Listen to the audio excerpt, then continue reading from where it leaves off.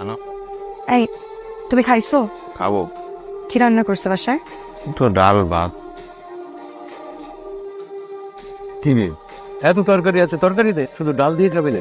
আজকে শুধু ডাল দিয়েই খাই বাবা, আর কিছু খেতে ইচ্ছে করছে না। কিরে, আজকে তো শুক্রবার, কই যাচ্ছিস তুই? টিউশনি করাটা। তুই আবার টিউশনি নিয়ে কবে? মা, বাসায় বসে থাকতে থাকতে বোর্ড লাগে। তুমি কত টাকা পাইছো? 12,000। আর আমি টিউশন করে পাইছি 7,000। তাহলে এই 6,000 হচ্ছে বাসা ভাড়া, আসা যাওয়ার জন্য 1,500 টাকা কনভেন্স। এত লাগবে না। আহা, রাখো তো, লাগবে। আর বাকি থাকে 500 টাকা হচ্ছে তোমার আর আমার। না, 500 টাকা বেশি হয়ে যাবে। এক কাজ করো, এই 300 টাকা তোমার কাছে রাখো, আর যে 200 টাকা থাকবে এটা আসার সময় আমরা এই 200 টাকা দিয়ে বাদাম খাবো, ঠিক আছে না? তুমি কেন এত কষ্ট করবো? তুমি কেন আমার জন্য স্যাক্রিফাইস করবো? আবার ওই একই কথা। শুধু সুখ ভাগাভাগির মধ্যে কি ভালোবাসা হয়? সুখ দুঃখ ভাগাভাগির নামই হচ্ছে ভালোবাসা। জুয়ের একটা বিয়ে আইছে, পাত্রের বয়স একটু বেশি, একটা বাচ্চাও আছে, কিন্তু পাত্রটা খুব ভালো। আমি ওই বুড়া পেটাটি বিয়ে করবো না। তো তোমার লিখে রাজপুত্র বই হয়েছে, পাও তো একটা লুলা, যে ডাইছে হেরে বিয়ে করো। আম্মা, এটা আমার কি দোষ? আমার পার্টি আমি নিজে নিজে লুলা করছি। আমার একটু চুপ করো না, আপারে কষ্ট দিয়ে কোনো কথা বলবা না। আমার হয়েছে পড়লা কপাল, তোর বাপটা অসুস্থ হয়ে বিছনায় পড়লো, সাথে সংসারটা তস হয়ে গেল। আর আব্বা তো কাশতে আছে কেন? কাশির ওষুধ খাওয়াও নাই? ওষুধ শেষ হয়ে গেছে। সরি ভাই, তোমাকে এখন আর বাকি দেওয়া সম্ভব না। তুমি আগে এই বাকি শোধ করো, তারপর আইসো। হ্যালো। তুমি কি করো? কিছু না, একটু বাইরে আসছি আব্বার ওষুধ কেনার জন্য। আমি বাসায় গিয়ে তোমার ফোন দিই। আচ্ছা। আমাকে তুমি মাফ করে দাও রাহা, কত মিথ্যা বলি তোমাকে। সংসারে এত চাপ, তুমি আমাকে অনেক হেল্প করো, কিন্তু তা তো যথেষ্ট না। বাবার অসুখ, ওষুধ কিনতে পারতেছি না, সব তো তোমাকে বলতেও পারি না। আমি আর পারতেছি না রাহা।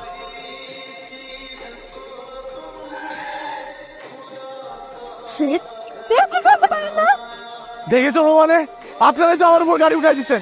গায়ের উপরে দিয়ে উঠায় দেয় না, এটাই বেশি। সামনে থেকে সর। এটা আমার বাবার অসুখের ওষুধ। ঠিক আছে, দেখি। ভাই আমার বাবা অসুস্থ ভাই। আপনি কোনো টেনশন করবেন না, আমি আপনাকে সব ওষুধ কিনে দিই। আপনি আমার গাড়ি তুলুন, আপনি গাড়ি তুলছেন, আমি সব ওষুধ কিনে দিচ্ছি। যাই না, আমি করে হারাই ফেলছি ফোনটা। আচ্ছা, আপনি না আমার আপনি মানে আপনার ফোনটা আমার গাড়িতে রেখে গিয়েছিলেন। বসুন না। কি করেন আপনি? আমি পড়াশোনা করে। আপনার বাবার কি হয়েছিল? একবার স্ট্রোক করছিল, এরপর আর পুরোপুরি কখনো সুস্থ হতে পারে নাই। আমাদের একটা হসপিটাল আছে, if you need any help আমাকে জানাতে পারেন। আমার ফোন নাম্বারটা দেখান। ভালো হয়েছে যে তুমি ফোনটা পাইছো। এই, তোমার আব্বু কেমন আছে এখন? আব্বা আলহামদুলিল্লাহ ভালো আছে। আসলে আমি তোমার পয়সা দিচ্ছি। তুমি চিন্তা করবেন না, আমি দেখছি ব্যাপারটা। 3 লক্ষ টাকা ম্যাডাম। ঠিক আছে, বাবার নামে উঠিয়ে রাখো। কি হ্যাপি? রেন, দেখো এরকম করে কতদিন চলবে? ভবিষ্যতে চিন্তাই করছো না। প্লিজ আরেকটা বিয়ে শাদী করো। একটা তো করলাম, টিকটো না। তুমি কেন এসব বারবার বলে আমাকে এম্বারেস ফিল করাচ্ছ? আমাকে সোসাইটি মেনটেন করতে হয়। বাবা দেখো, I don't care what society says. দেখো আমাকে করো না। সাইনবোর্ড দাঁড় করা, একটা ছেলেকে খোঁজো। Okay, I'll think about it. Hello. Hi, কি অবস্থা? আব্বা এখন অনেক সুস্থ আগের চাইতে। আচ্ছা, তুমি কি কাল ফ্রি আছো? তোমার সাথে আমার কিছু কথা ছিল। কেমন আছো? জি ভালো। আচ্ছা রাফিন, আমি তোমাকে একটা পার্সোনাল কোশ্চেন করতে চাই। তোমার ফ্যামিলি আসলে চলে কিভাবে? অনেক কষ্টে চলে। আমার বাবা অসুস্থ হওয়ার আগে সেই একমাত্র আর্নিং মেম্বার ছিল পরিবারের। আমাকে তোমার কেমন লাগে? হ্যাঁ, না মানে অ্যাজ এ পার্সন আমাকে তোমার কেমন লাগে? আপনি খুব ভালো একটা মানুষ। আপনি হেল্প না করলে আব্বাকে বাঁচাতে পারতাম না। হয়তো হেল্প করার পেছনে কোনো কারণ আছে। এর বিনিময়ে আমি যদি তোমার কাছে কিছু চাই, will you give it to me?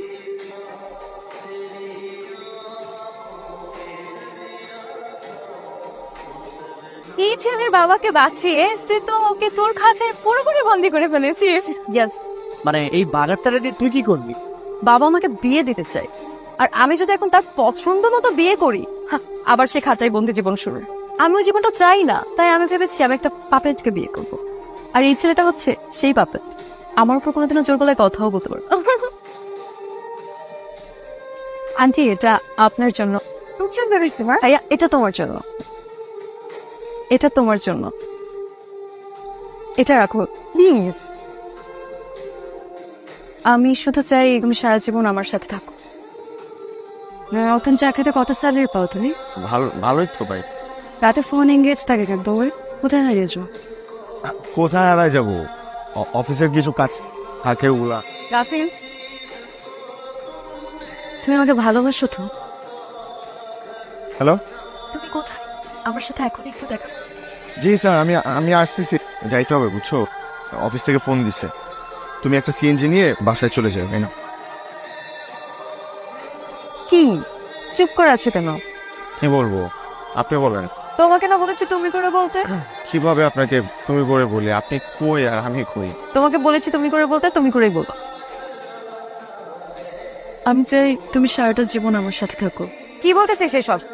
কোন রেস্টুরেন্ট? বিমানের বাচ্চা একটা দিয়ে হয় না তোর? এই মেয়ে কি? আমি তোমার বুঝাই বলতেছি। কি বাবু যাবি তুই আমাকে? আমি তোমার আমি তোমার বুঝাই বলতেছি। তুমি ওরে বলো নাই? তুমি ওরে বলো নাই তোমার সাথে 3 বছর সম্পর্ক? তুমি বলো নাই ওকে? তুমি কিভাবে করলা? আমি তো অফিসে মুখ দেখাতে পারছি না। কি করেছিস তুই? আমি এই ছেলেকে ভালোবাসি মা, এই ছেলেকে আমি থাকতে পারবো না।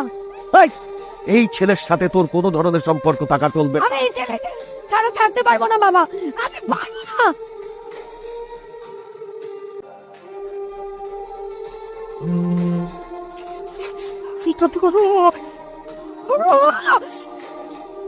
আমি সরি বলছি তো।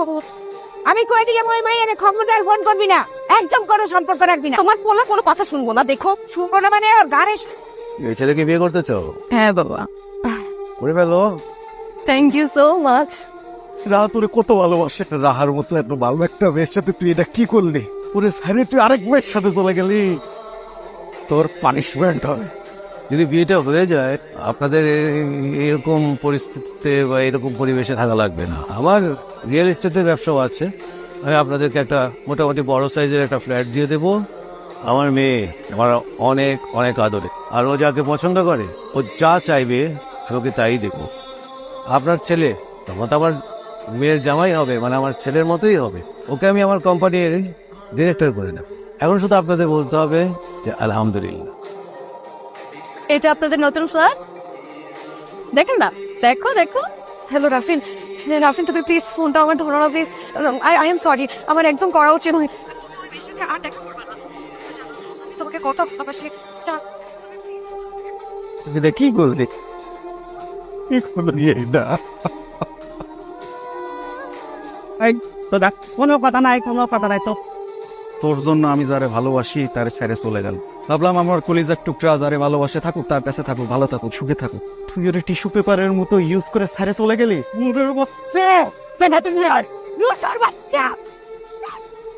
তুই এখানে আসছিস কেন? তুই না, কি অবস্থা করছিস তুই রাফিনের? তোর এখনো ওর জন্য দরদ আছে, এখনই তোর মনে ওর জন্য ভালোবাসা আছে। তোর টিস্যুর মতো ইউজ করে ছুঁড়ে ফেলাই দিয়ে আরেক মেয়েরে বিয়ে করতে চলে গেছে। তুই ওর জন্য এই করতেছিস। ও তো মানুষ না, ও তো একটা জানোয়ার। তুই একটা পশু। কি হয়েছে তোমার? এ দেখ দেখ দেখ দেখ, তুই যারে ভালোবাসিস ওই পোলা এই মেয়েরে বিয়ে করতে গেছিল। মুন্ডাটা আমার আর আমার ছেলেরে এ ধরে নিয়ে আসছে, আমাদের পিটাইছে। আপনি শিগগিরই পুলিশে খবর দেন। থামেন আপনি, তোকে আমি পরে দেখবো, এখন ওকে ছাড়। তুই এখানে কি করছিস? চল চল।